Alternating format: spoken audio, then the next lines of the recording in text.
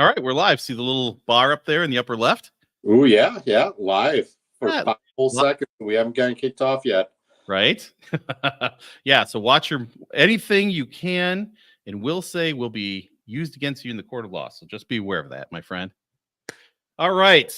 Well, welcome everybody who might be there, and for folks looking in the future, this is Tom and my good friend Adam, Rick from A Modern Frontiers. I am Tom from Small Scale Life.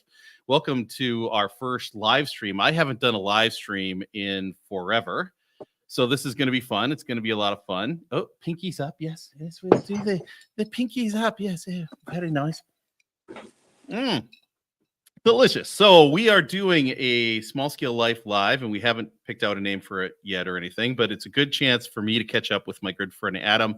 We'll talk about his business, about meats, about wherever the river takes us tonight. So, Adam, welcome to the show. Well, thanks for having me on, Tom. I think it's going to be a lot of fun. We're looking to see what we can do with this, right? You know, to sit there and go, hey, you and I both want to improve ourselves as people. We want to help other people improve themselves. Let's face it, this is mostly for you and I personally to go, hey, how can you and I improve ourselves and become better people?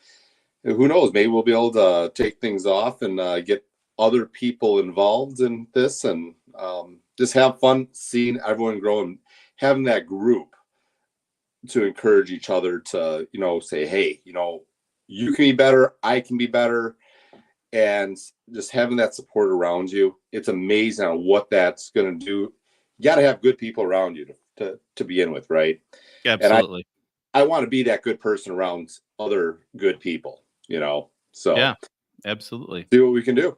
Absolutely. No, this is really good. And it's so good. We just were together just about, 4 weeks ago. I surprised you in the Dousman farmers market, and that was a good time just to see your face. I'm going to post that video. I haven't posted it yet. I was saving it for a special occasion, so I think we're there. So I'll have to share that video with everybody. And for those of you that don't know, Small Scale Life, we've been around since 2015, and we've got over 200 and almost 230 podcast episodes. We took some breaks here and there as we've done various moves from Minneapolis to Maiden Rock to New Richmond. I mean, we've been all over the place. So we've had life events happen and taken some breaks, but I'm hoping that this is, you know, I think that it needs to be consistent, and whether, you know, if you're busy, you know, I'll still do it. If I'm busy, then maybe we'll have a pre-recorded thing. We'll just figure it out. So, because I travel for work, I know you're all over the place with your work,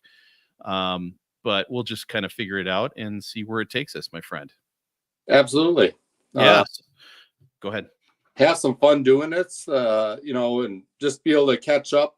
I think that's, I guess, what we talked about is having that once a week of meeting up with people and kind of having that start of a week, you know, okay, Mondays are rough. Yeah. But if we can, you know, help someone else, and that someone else might be you, might be me, to sit there and go, you know what, it's not that bad. Let's go for the rest of the week. We're going to kick ass. We're going to have fun and get ourselves in that mental state in order to do something good in our lives, you know? Absolutely. Now, before in your earlier statement, you said something about taking off, and we're definitely not taking off our clothes. We are not Instagram or no, we're not doing that.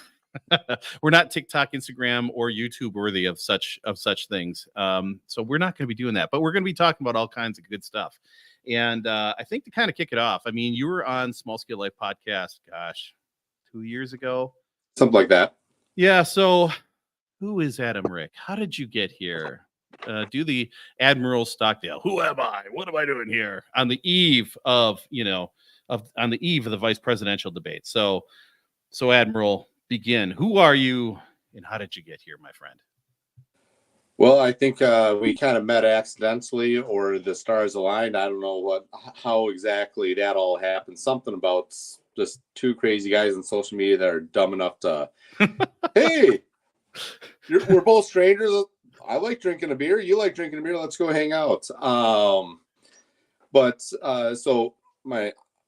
obviously my name's right there, Adam Rick of Modern Frontier Farms.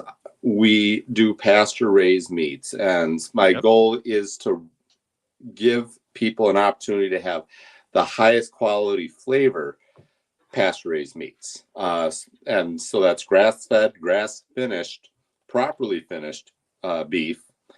We're doing some amazing pork. It's a Berkshire Duroc cross, and pasture-raised chicken. Like, chicken just doesn't taste the same when you don't when it tastes better.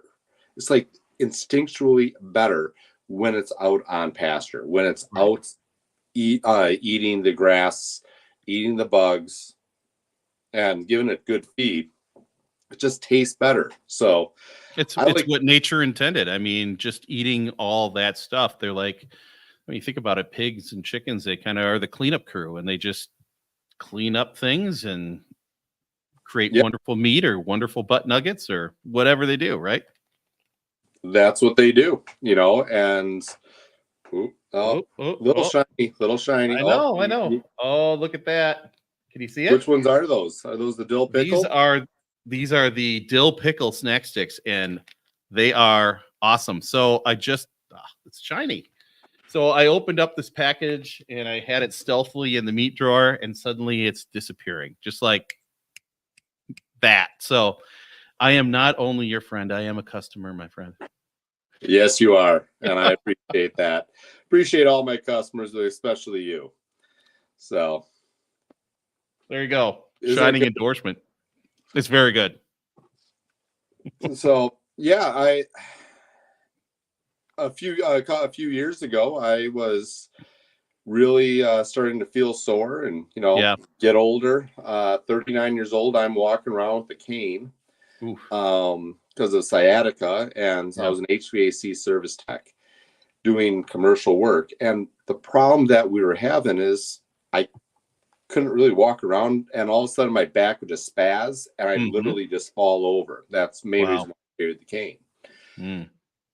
And my boss goes, "Hey, dude, you're not even 40 years old yet, and you're already sitting there walking around with a cane. You got to do something different. Otherwise, you're going to kill yourself." And, it wasn't wrong. Right. So came home. He laid me off out of mercy. He goes, "Dude, you got to figure some stuff out." Went home to my wife, and I have the most amazing wife. She said, "Hey, you know what? Let's get you situated. Let's build this business. Let's get you situated in a business that you love doing, that you're happy doing. You're not miserable. And it's going to be a little bit of a sacrifice, but with sacrifice, the best thing about sacrifice is good things happen. I've grown as a person. I've grown my business. I'm able to meet some incredibly awesome people. And this has been a lot of fun, and I love what I'm doing. I work more hours than I ever have before. And I love every minute of it. Maybe not every minute of it, but it's a lot of fun just to be able to go out there and meet people, give them good food, hear their reactions coming back going, "Hey, that was awesome. I really enjoyed that." And just making new friends and helping out old friends, and watching people build something for themselves, because that's what we got to do in this world. We got to build something for ourselves. Yeah. And when I came and surprised you, I was hanging out with Farmers Market for you for quite a while, and it's just a steady stream of people. And you had an event coming up, and that was in early September, and everybody was coming up and talking with you, and that you could see that connection, that love. It was pretty cool. And even some new folks that you had never met before, you spent a lot of time with them, kind of talking through things, gave them some samples, and it was pretty cool. So hopefully those folks came back. I don't know, but I know you have these interactions all the time, and eventually they pay off and something clicks. You just got to get yourself out there, and that was one of the scariest things for me, is like, all right, can I do this? Can I talk to people? Yes.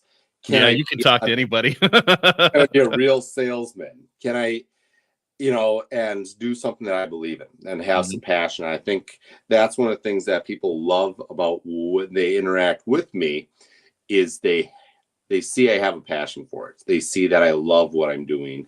Right. And to be honest with you, they kind of buy me first Sure. and then they buy the product. They're like, Right.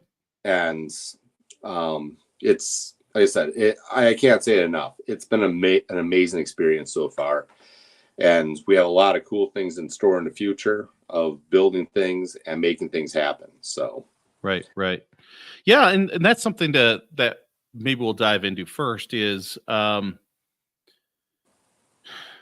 you're starting, right? And not everything is perfect, right? You're like walking out on a limb and you're going, "Oh my gosh, is anybody even going to like this? Is anybody going to like me? Is anybody going to like this product?" I mean, how did you get over? I mean, was it just kind of do or die, just got to do it, or did you have to kind of like, did Lisa kind of have to pump you up and and say, "You can do this, babe"? And how did that all unfold?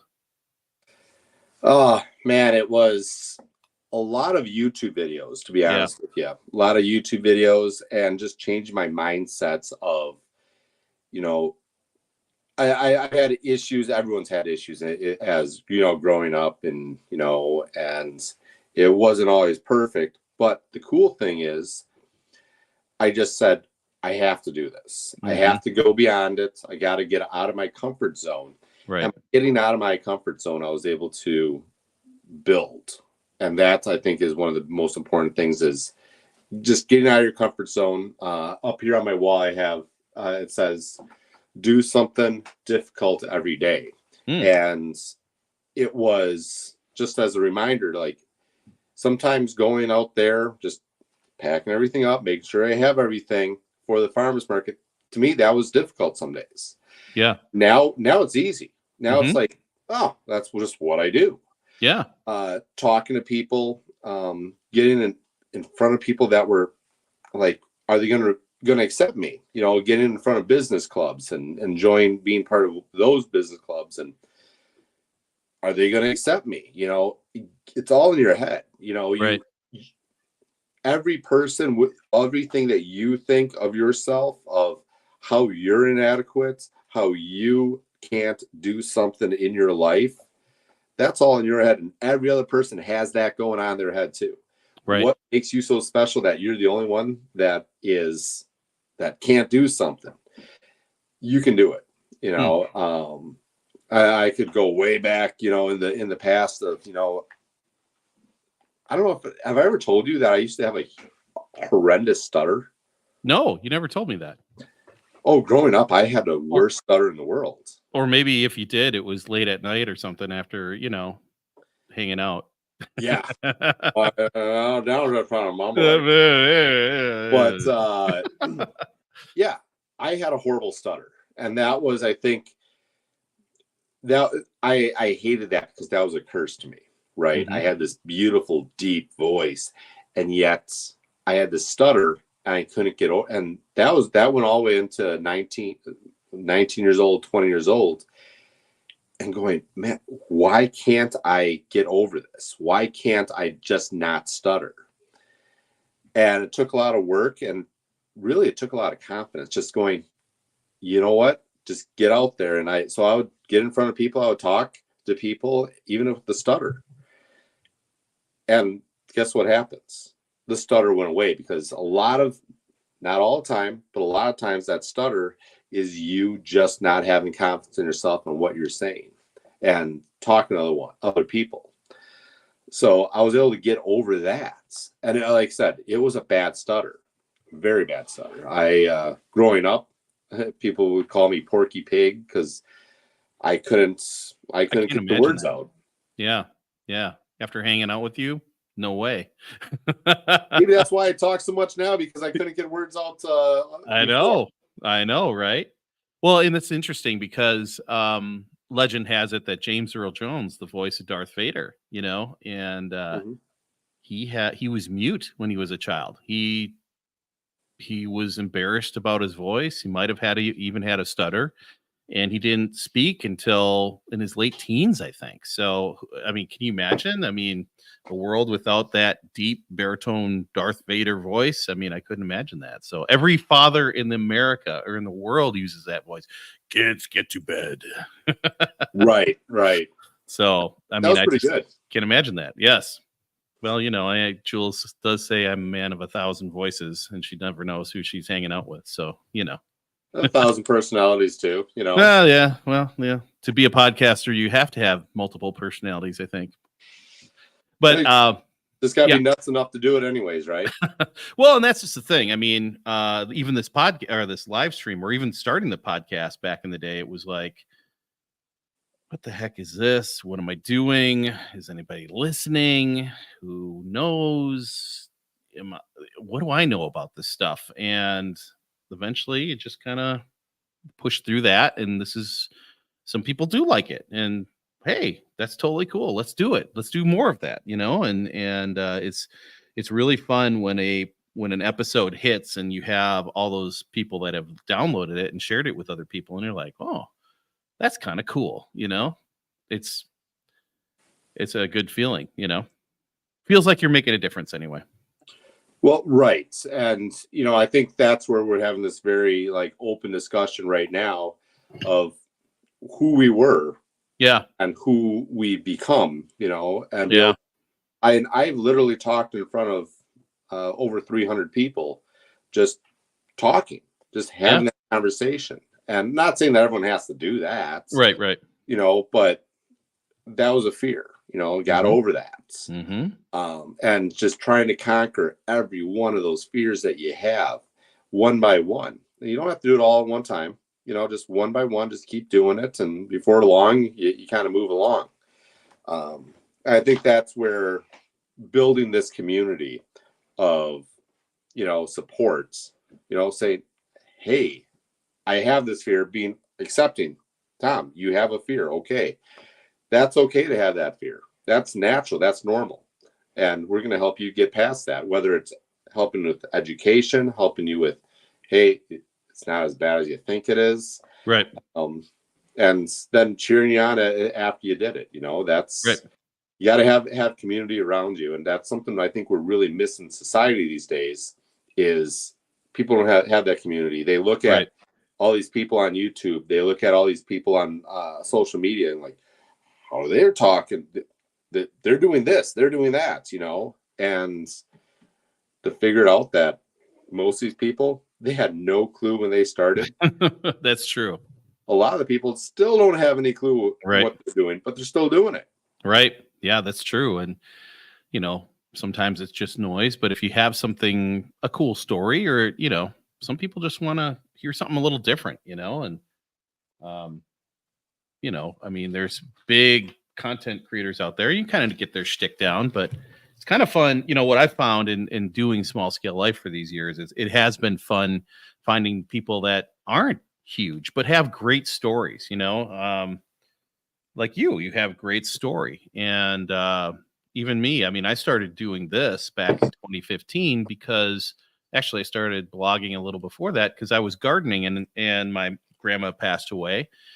And my dad had passed away, and it's like pieces of history were lost, right? And why did grandma grow tomatoes a certain way? How did grandpa actually make sausage? Nobody knows because that stuff wasn't passed down. It was always one of those, oh, we'll make it one day. Yeah, we'll get around to that. We'll talk about that someday. And just a lot of things were lost in the process, lost in the sauce, right? And for me, it was,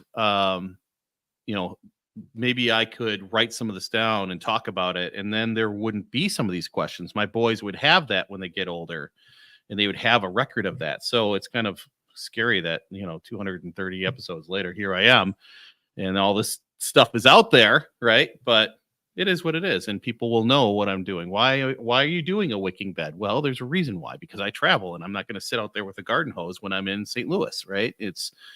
I set these things up as systems. It's systems thinking. So I was trying to document some of my thoughts and thought process. I remember I was in St. Louis Park and this is after we moved up from Illinois, and I had these gardens in back and I had this big bunch of tomatoes. We had tomatoes from my own garden and tomatoes from the farmer's market. And it was 1 in the freaking morning, and I'm out there with this big pot and the plume of steam and skinning all these tomatoes. And Ryan my youngest son had his buddies over, and they were like looking out the window going, is he making meth? What is he doing back there? And that's the kind of reaction like I want, right? I want that under the full moon. Here I am, this bubbling pot of stuff, and I'm creating like the best salsa or the best pickles or whatever, that's there's a magic to it, right? So that's that makes me smile actually to think about that story. It makes you feel good when you grow something, make something. Yeah. And, let's face it, sometimes it's not the most economic to do it that way. No. But the payoff, like you sit there and you go, make that salsa, and people are like, oh my God, that was some of the best salsa. And granted, you may have forgot to write down the recipe, but that's beside the point, but and every year is different, and there's something special when you're able to give that gift to other people, that you love, that sit there, hey, try this, and people enjoy that. And it warms the heart. It gives you confidence. It gives you that, hey, I can do something. Right. It's a great hobby, and some people take it a little bit extreme, and then all of a sudden they quit their job and they start a farm. And or see, some people keep their job and try to start a farm and go, holy crap, what is this? Why am I doing this? And I'm never going to have animals, so why do I have all this? And yes. And your wife is slowly losing her mind. Yeah, hi. And so that's okay. Yeah, and that's okay. We tried it. I mean, that was the thing. It was always that forbidden fruit. If you didn't try it, then you'd always wonder, what would that have been like? And we actually did. And on my way back on Friday, on my way back from La Crosse, I actually stopped by the farm. I just wanted to see it, see what the young man had done with it, and it looked good. I mean, one of the big oak trees is dead, and it's just like, it's a huge project. And you know what? I'm thrilled I don't have to deal with that, because I mean, the trunk was like huge, 3-4 feet wide, and it wasn't near the house, but man, that's going to be a project to take that all down. And I'm so glad I don't have to deal with that. Whew. But it was cool to see the place, and to know it's kind of gives me a nice spot that we tried it. It was cool. I really enjoyed it, but man, we have a great place here. I mean, it's awesome. You've been here, and man, even when you were here, we've done a lot of projects and got a lot done since you were here. So, right. I probably have $1,000 tomato because of all the work I put into the garden, but totally worth it. I have the first garden I've had since 2020, and it was great. It's awesome. Yeah, it's always fun to see the progress, and it's important for us to stop, look behind us, and go, what was that back there? Right. Who was I? Yes. And how did I grow, and how did I become better? I think that's one of the things I love about gardening and growing animals, because the first year, I'm sure you remember some of your first tomatoes, like they're cool, but like, I know. Maybe like 2 feet high, and got 2 tomatoes off of it. And you said, well, I could quit this, or I can go in and I can learn more about it. I enjoyed those 2 tomatoes, and now I remember my first garden that I did by myself, because similarly, my mom grew up raising a bunch of vegetables, and I missed the hell out of that. So that kind of got me down this rabbit hole of one thing leading to another. And those tomatoes are one of those staples, and like, it just tastes so much better fresh out of the garden. You can get all these cool tomatoes, these heirlooms. Oh yeah. Yep. I mean, have you ever had some of these hydroponic tomatoes they sell at, like, I don't know, big box store X, and they just have like no taste, They taste like lettuce. Yeah. And it's really funny too, because meat can do the same thing. We were talking to some friends over the weekend, and we were talking about they had spent a lot of money on their grass-fed beef, and it tasted like old meat. And we had done the same thing with another farmer several years ago. Spent a lot of money getting a quarter cow, and it just tasted off. Like, "Ew, is this old? What's the deal?" So, um, it didn't make me want to raise my own cows, but or do any of that. But there was something off about it. What was that all about? What is your thought on that? So there's a lot of things that go on with when it comes to grass-fed, grass-finished beef. And the biggest thing is, like I said, properly finished.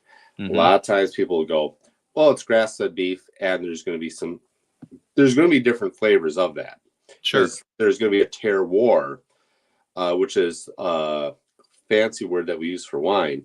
It's of the land, the flavors of the land. And Ho-ho.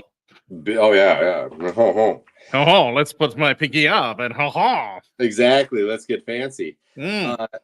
But so you're going to have some different flavors in there. And I think some people are just like, they're used to grocery store beef. So, and that's usually grain finished beef. And that beef is going to taste the same, whether it is from California or grown in New England, right? Mm-hmm. It's all going to taste the same because corn is the great equalizer. Yeah. Now, so that's the first thing that a lot of people go, there's some different flavors. I'm not used to those things. Understandable. The second thing is a lot of the time the beef is not finished properly. A lot of these guys are like, well, it's 18 months or 20 months. It's good. It's good to go. And it's not. It's not finished. So therefore, you have to make sure that animal's finished.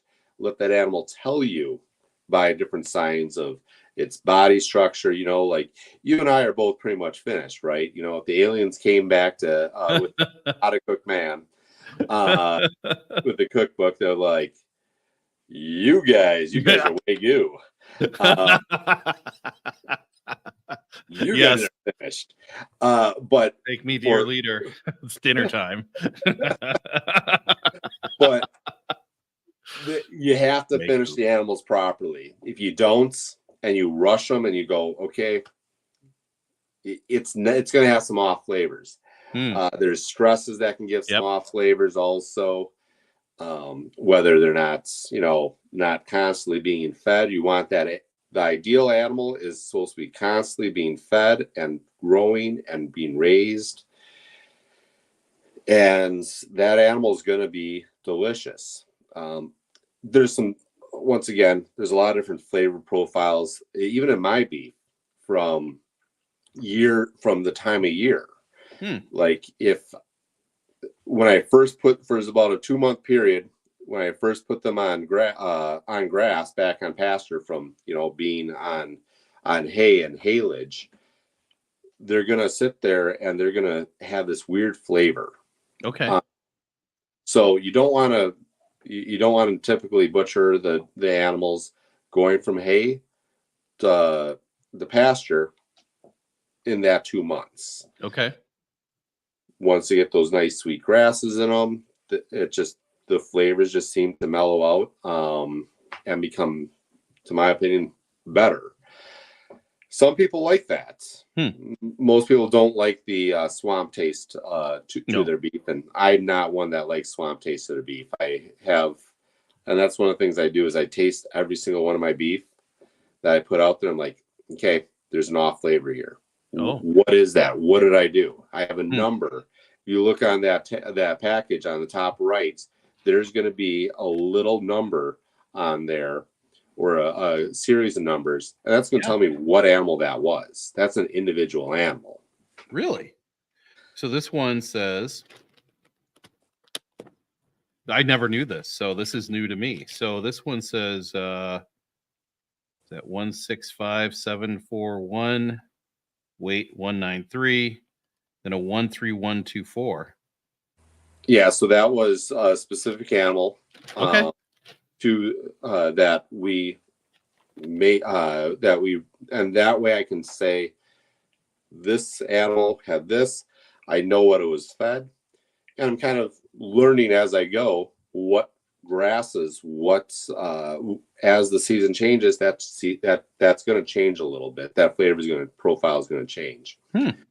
So one of my favorite times of year to really to butcher my beef is middle of winter, because I get them on this haylage, and haylage is so you cut the hay wet, or you cut the hay, you let it sit for dry out a little bit, and then you bale it up, and they're heavy wet bales, and you wrap them up in this plastic. I know don't really love using the plastic, but it's a necessary evil.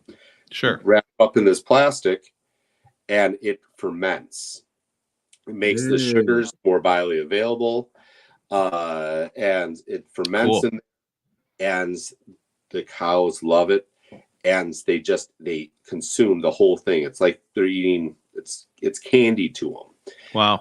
And they just bulk up like crazy. Like, you can look from week to week, like you can take pictures of them. They're like, holy cow, Holy cow. you're really growing.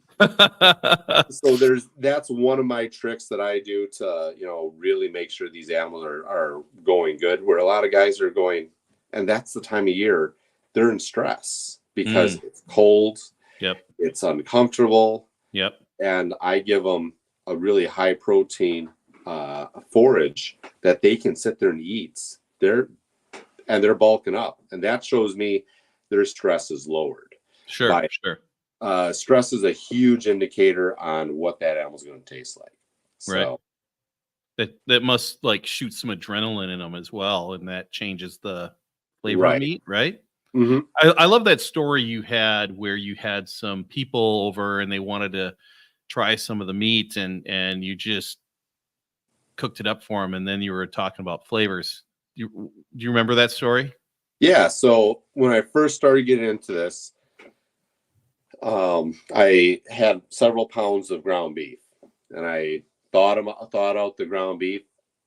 I had I'm sitting at my counter, and we're talking, and I'm cooking up just a burger patty. That's all, a quarter-pound burger patty. I put salt, pepper on it, cooked it up, put it out there, and they're watching me from opening the package, cooking it to on their plates. They're like, "Oh, this is awesome. What is those flavors?" Mm-hmm.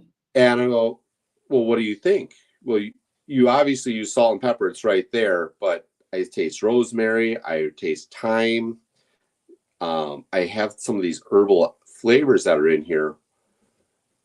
What season did you use? I go, you saw me. I didn't move.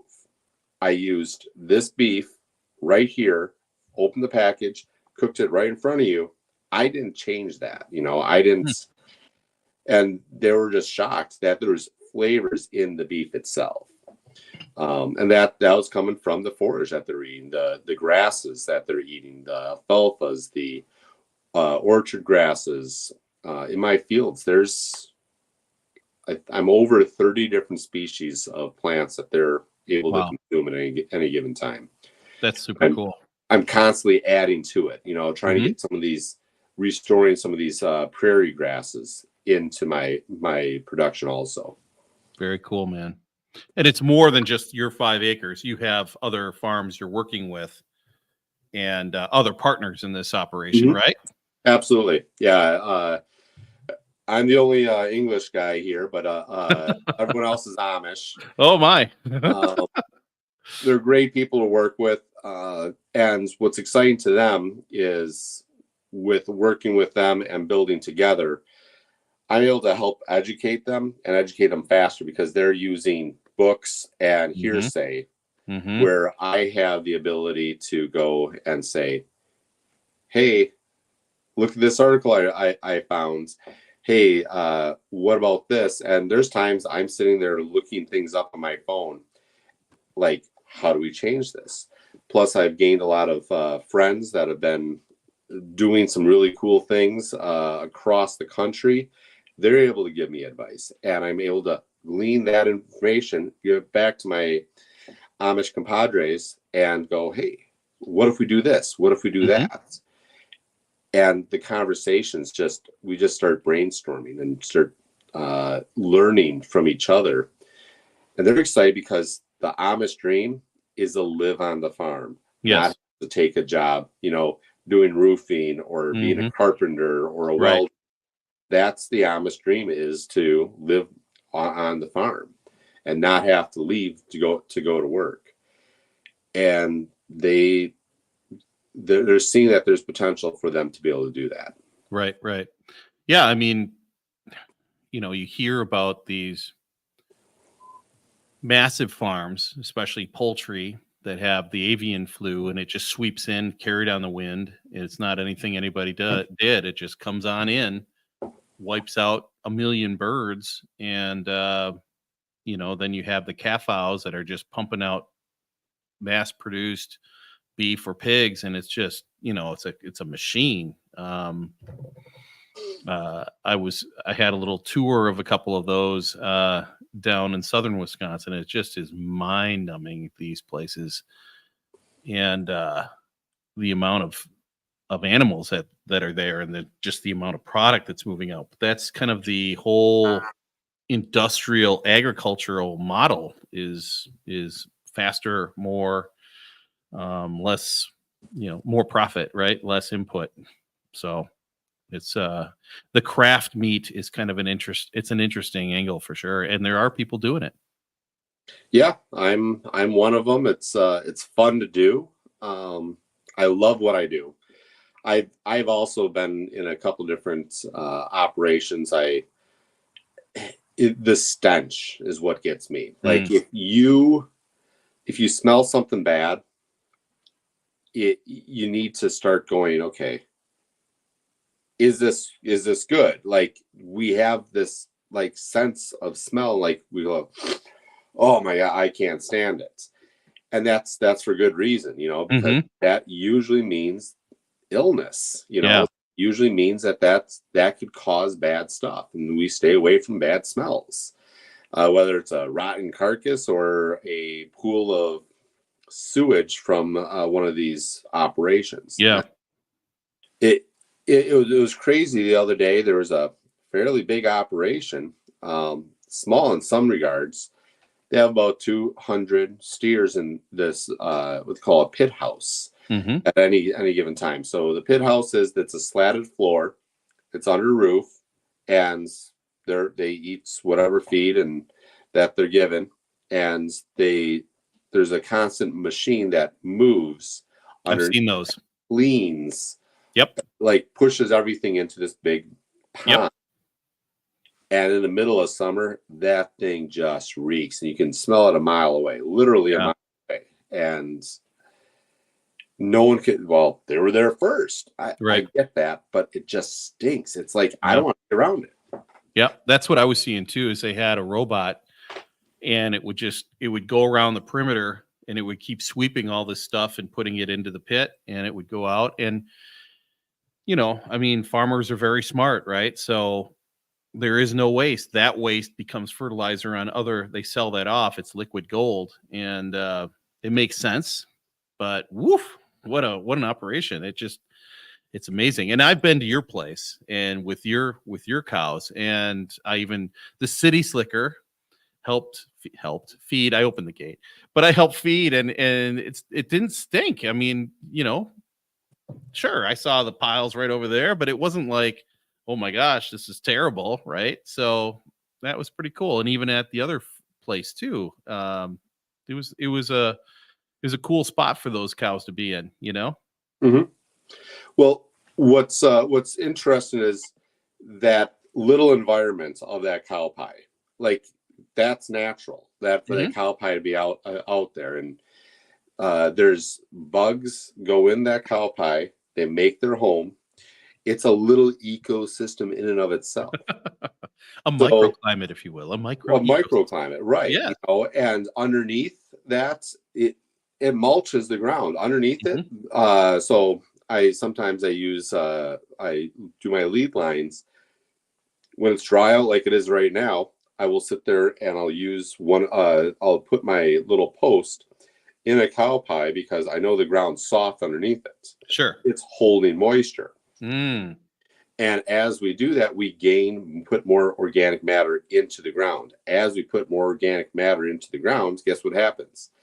Organic matter is spongy. It holds more water. Yeah. So it's, I believe it's 30,000 gallons of water per acre. That's a lot of water. That's a lot of water. Or 1% of organic matter that's in your soil. Wow. 1%. So you sit there and you raise that. I have spots on my lands, not all of it, but spots that are 5 to 6% organic matter. Wow.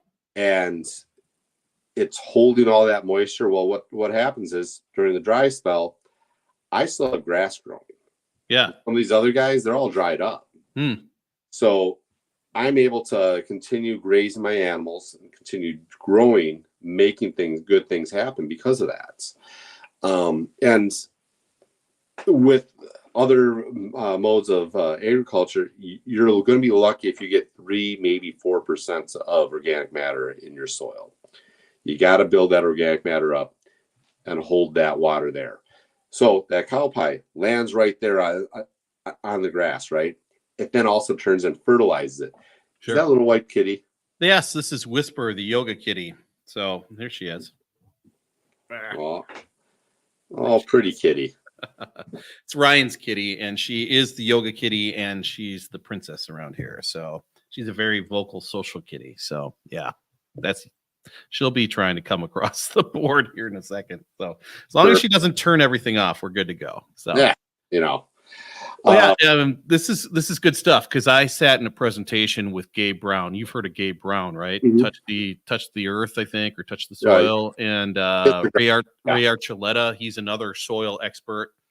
My friend down in Texas, Dallas Half Acre Farm, Michael Bell, and I talked a lot about Gabe Brown and Ray Archuleta, but they used intercropping to get that organic matter in too, chop and drop and intercropping, with peas and beans and their corn, and trying to get native grasses in there and really retain water versus their neighbors who were just putting herbicide and all the fertilizers and all that stuff. They had, just burned out soil, and they had really good organic soil. And it's the same principle, using more of that natural process rather than just chemical death, right? So we put on the fertilizer, and then we put on lime, then we put on fertilizer, then we put on the herbicide, then we put on the insecticide, and then things are growing, and we're watering with our systems, and then we put on glyphosate, right? It's just crazy. It's glyphosate ready. Let's go. So it's an interesting process for sure. Well, I think a lot of these farms don't want to be using a lot of those chemicals. Not all of them, but a lot of them don't. And the problem is they can't get out of the system. It's a system that they're in. They're like, and no farmer, every farmer's main goal is not to be the last one farming. Yeah. To not be the one to say, oh, I really wish Grandpa would have been able to keep the farm, and some family, it's consolidating into larger, just like a lot of other things these days, consolidating into these larger and larger corporations or corporate owned farms, or maybe they're family owned farms, but they're huge. Yeah. They're 10,000 acres. Yeah. And what happens is you hire someone. Well, great. It's awesome hiring people, right? Sure. Hey, give them a job and everything, but unfortunately, those people, they're never going to take care of that land the same way you're going to take care of it. Right. And they become separated from the lands, and they don't necessarily love the lands like you love the lands. And so it's very careful that you have to, there's a balance. How can we do more? How can we have more people there? How can we builds this still. And so you have to have rules like, okay, Right. these are the ethics, these are the rules that we're going to Yep. go by. Yep. And this is how we're going to make it happen. Mm-hmm. And there's some farms that are huge that are doing a great job. And I have friends that are industrial farms, if you want to call them, or Sure. conventional, or whatever you want to call Sure. it. They're row croppers, and they do the best job they possibly can. And they're suffering, they're frustrated. They're not necessarily the enemy, right? Right. But they're stuck in a system that they can't do anything about. Right. And we like to see them if I can be a little bit of inspiration to do a little bit better, put a little bit more organic matter in the soil, use a little bit less chemicals, I think I did a good thing, right? Moving a little bit closer to that natural systems approach. Yep. Yep. Yeah, that it's good stuff. And I have to ask you. So what was that little farm like? We were about 40 miles away from each other last week, and you were up in the Driftless, kind of near Verwolkwa. What was that like over there? Was that just picture book, awesome, cool, pretty, or what? Well, so I wasn't at a farm. I was bringing it into the butcher. Oh, okay. I'm very specific on my butcher and how Okay. they treat the animals, Sure. and how they, cut the meats, and it's a real shame to go all the way to this point and go all of a sudden, like, I work really, really hard to get it to the here. Yeah. And then the final product be Marginal. made a mistake on, right? Yeah. Yeah. Butchered per se. Yeah, there's gonna be dad jokes all over the place. Oh yeah, that's just what we do, man. It's what we do. It's who we are. That's what we do. Bada boom, bada bing. That's right. Yeah. Okay. So you were at the butcher. Okay, gotcha. I was at the butcher, but I was still able to drive down. It was just, I go early in the morning. Yeah. So it's cooler. That makes it calmer for the animals. Mm-hmm. Beautiful. Just the hills. The hills are just gorgeous. It's amazing. Well, and that was the hard thing about leaving our little farm, Driftless Oaks Farm, is it was in the Driftless, and you had those rolling hills and the creeks and the old soil, those old trees and the Mississippi and the bluffs and all that. There's something about that area. It's a magical thing, right? And we have a really cool place here, but man, I really felt connected to that kind of terrain, that kind of spot. I don't know why. Must be some connection to ancestral past or something, but just that connection to it. And here it's awesome too. Don't get me wrong, but there's something about that area. It lights me up like a scoreboard, and so I understand what you're saying about that love of the land and having that love of it. You feel it in your soul, and you don't want to screw it up. Right. And I don't think there's a farmer out there that just wants to destroy their land. No, I don't think so either. That's cutting your own throat, really. Right. So, but there's farms that just, they don't necessarily care, or they can't afford to care. Yeah. More. Maybe they don't understand the systems. Yeah.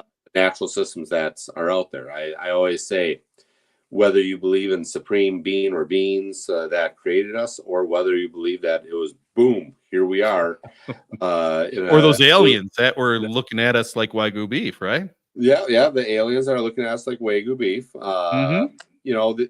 Whatever created us and got us to this point, evolution, supreme being, whatever, it's smarter than us. And we have a responsibility to listen to that. There's a system put out there, and that's a system that we have to learn about and then follow. Right. Absolutely. So good. So this year, I'm going to admit it, going on the record, and I admitted it in a podcast ago or so, I did use some Miracle Grow on the garden. Oh my gosh. And it's not what I wanted to do, but I was at the point of real frustration. So I can't be here anymore. Oh, I know. So I did jiggle the handle and did a cheat code, and here we are, right up, down, right, left, A, B. here it was. It worked, but it was my own damn fault because I was rushing and I didn't get the right soil. I took too long to build and I didn't get the right soil. So it was my bad. And I fully admitted that, took responsibility, but, I'm changing some stuff up for next year. And, Jules is like, you're always going to be building something, aren't you? And I was like, yeah, always going to be improving, baby. So it's all good. And, sometimes you just have to, sometimes it happens, the thing about my gardens is everything self-contained. So it wasn't like that stuff is going anywhere. It's just staying right in the grow bag or in the wicking bed. So it wasn't like I was dumping it and it was going to end up in the pond or the river. There was no chance of that. None whatsoever. So, next year I'm not going to be doing that because I'm going to be using more worm castings. Who's got worm castings around here? And more compost teas, comfrey, and some of those natural things, because that is the way. Well, I mean, doing something, even if it's not perfect, you're at least doing something. And I think that's one of the, that's how we can look at gardening as how we should rule our lives, right? Mm-hmm. How we should make our lives work. And so we don't always do things perfectly, and sometimes we use a cheat code in life. Sometimes we're just folding it in. But we're constantly trying to improve and constantly trying to be better, and I think that's what we have to constantly be doing. Hence, why we're even here today, why we're even having this conversation right now is we want to do better. We want to do better as individuals, and we want to help other people do better also. And I thought it was because you love me. Well, it was easy. It was an easy yes. Like, hey, let's have some fun. Get back on there, even if no one watches. If we can improve ourselves, that's all that matters, right? Right. No, and so where you're at right now, you've been hammering farmers markets for the past, since June, May. You're kind of coming to the end of the runway with that, right? I mean, farmers markets are going to shut down soon-ish. So then what's the next step on your journey? How do you make sales? How do you do this? So I'm in 4 different grocery stores right now, working on actually a 5th grocery store here. So that might be some exciting news coming up here. We do subscription boxes. You can order right from the farm. It magically shows up at your door. It's sent by me, like I'm doing all the work right now. So it magically shows up at your door. It's a convenient way to know where your food's coming from and be able to, even if it's virtually, shake the hand that feeds you. Literally. I literally shook the hand that fed me.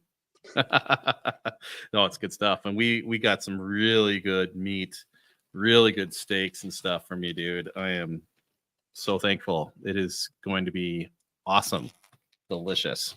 It's good stuff. So yeah, I mean, that's the other part of that too. We're trying to improve, but also the situation, the environment changes around us too. Things are, we have to pivot, things happen, right? Maybe that grocery store doesn't take, just changes suppliers, and then you got to scramble and do some other things, and that's okay too. We got to be, as the military says, adapt, overcome, right?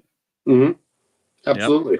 Yep. Yeah. And I'll still be having, especially my local customers in the greater Milwaukee, Madison area, doing the onesie twosie thing, and getting a little bit here, a little bit there, and able to get them products that I have. And I've also been really trying to get products that are more busy life friendly, right?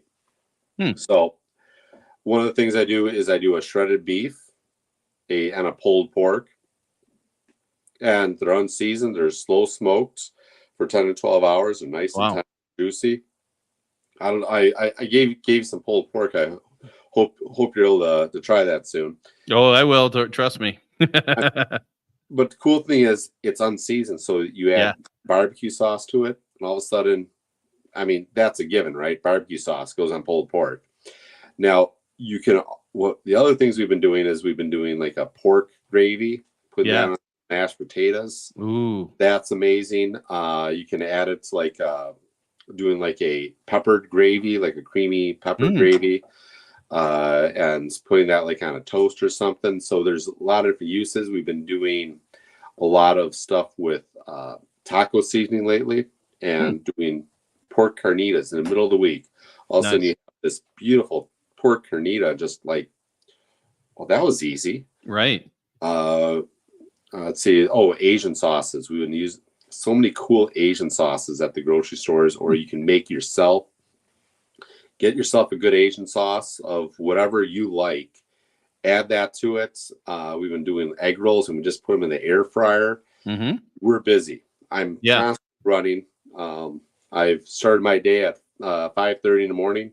Here I am, still working at 8:30 at night. You know, and I like I said, I love every minute of it. I'm enjoying what I'm doing, but we're busy. And how do you feed a couple kids good, healthy proteins in the middle of the week instead of just sitting there throwing them hot dogs or, you know, Or going out to eat. I mean, we took Ryan and Julie's dad and Sue out for breakfast the other morning. It was $100 for just, omelets and hash browns and pancakes, right? I mean, $100 for 5 of us. It was just like, wow, that is outrageous, And I know a little restaurant place over there in Oxford, Wisconsin, where you can get a pretty good breakfast, and it's not going to be $100 for 5 people. I know that. I mean, it'll be a little more than it used to be, but it's not that. So I think that's a good idea. I mean, people are on the run. It's amazing how we're all running between events and work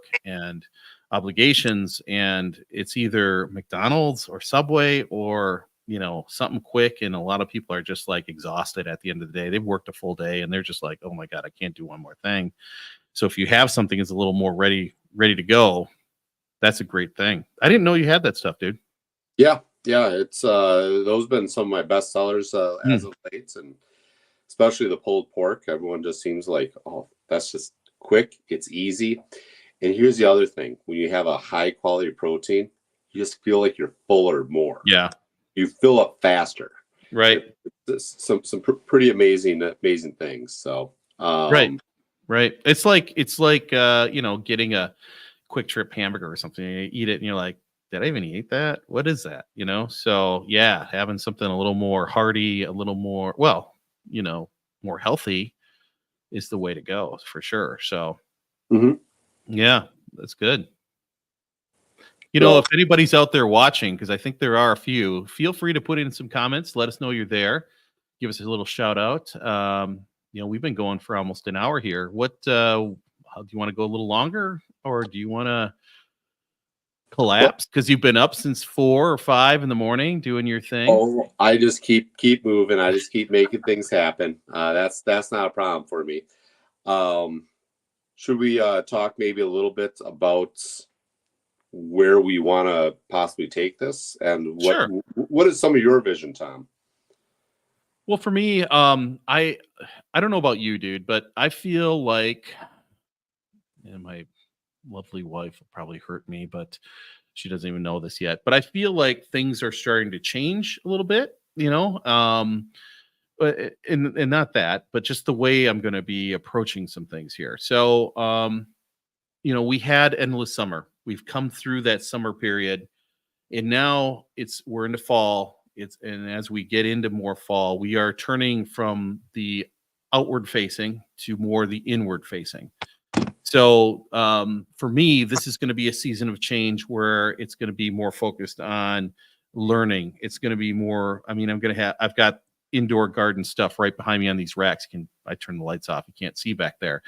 Also we're going to do another Whole30, right? And try to get some of this, not be so wagyu and be a little more, fit and trim. My knees will thank me for that, and my back too. So it's going to be more of an internal journey this winter, and yes, we'll be doing some garden stuff, but it's not going to be the main focus. So it's going to be more trying to, the learn and do part of that, and be better every day. So, the way I'm going to deliver that is I'm going to change that a little bit, still do the podcast, but just some of the, I know wellness is kind of over here and the garden stuff is over here. So, figure out a way to kind of make that work. So more on that. So I'm kind of dancing a little bit on that.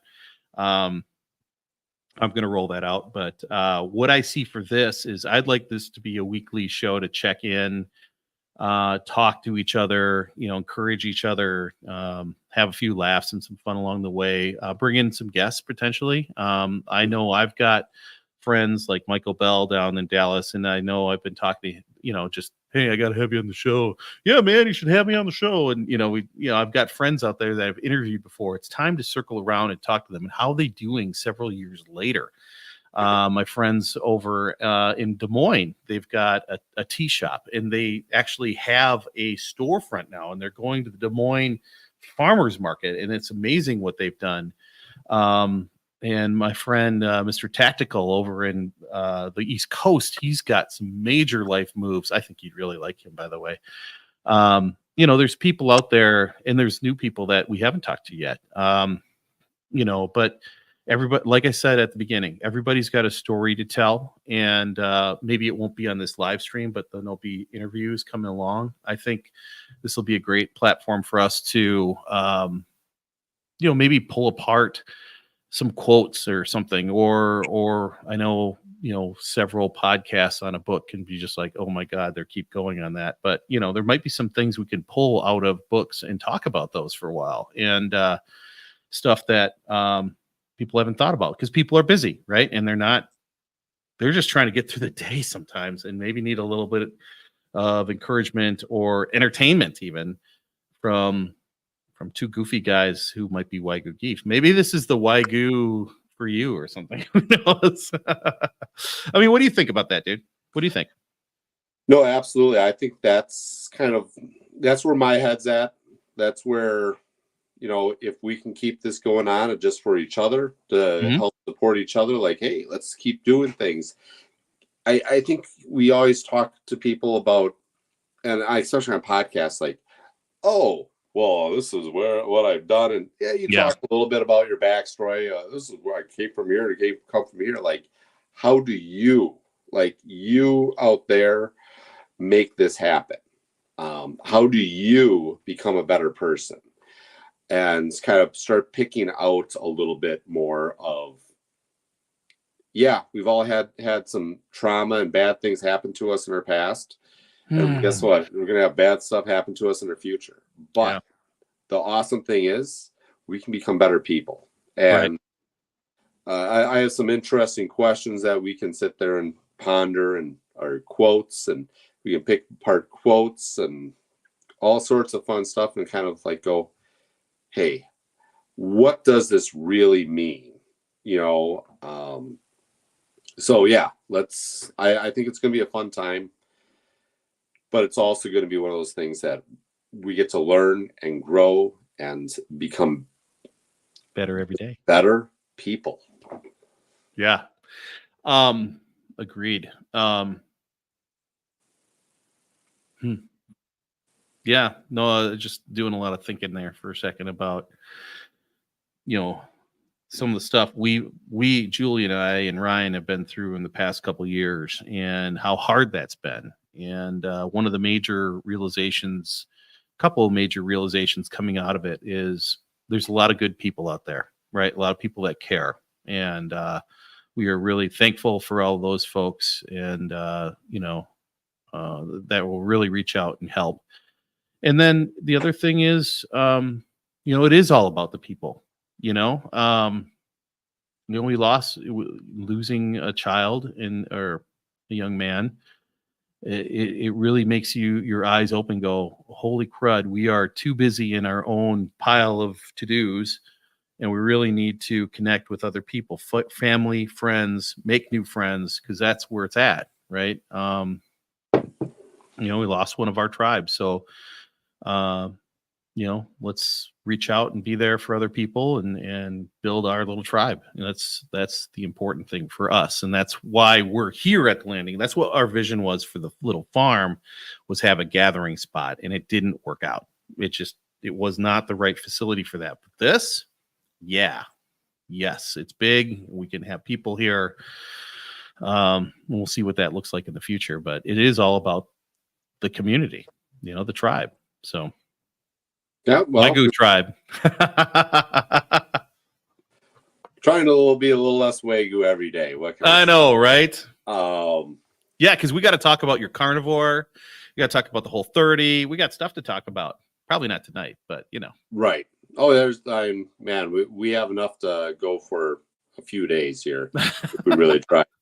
But yeah, I have some really interesting people that I can bring on also. That's very motivating people that are experts in many ways of either carnivore or, raising goats or quail, or I have a couple, a lot of friends doing a lot of cool things. And that's been one of the biggest highlights, is learning and meeting all these cool people that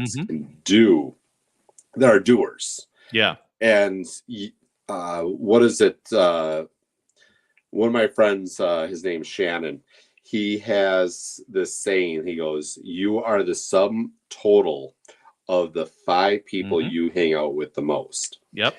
And if that's the people at work, if that's the people in your family, is that your friends at the bar? Right. Or is that even the people that you're watching on YouTube? Is that the people that you're watching on TV? You're that sum total. Your subconscious doesn't know the difference between that person on TV and that person at the bar and that person that's a family member. Yeah. So what 5 people are you hanging out with the most? Are they encouraging you? Even if I never have an actual conversation with you, I want you to be able to say, you know what? I feel a little bit better learning something from him. Not saying that I'm an expert at anything. I'm learning here. That's what we're both here doing, right? We're here to learn, become better every single day at what we're doing. But I think it's going to be an amazing experience seeing where people are growing, talking about each other growing, and encouraging each other to grow and become just a little bit better every single day. Yeah, really good. So you want to know how I'm going to get a little better every day this week, my friend? Yeah, let's go for it.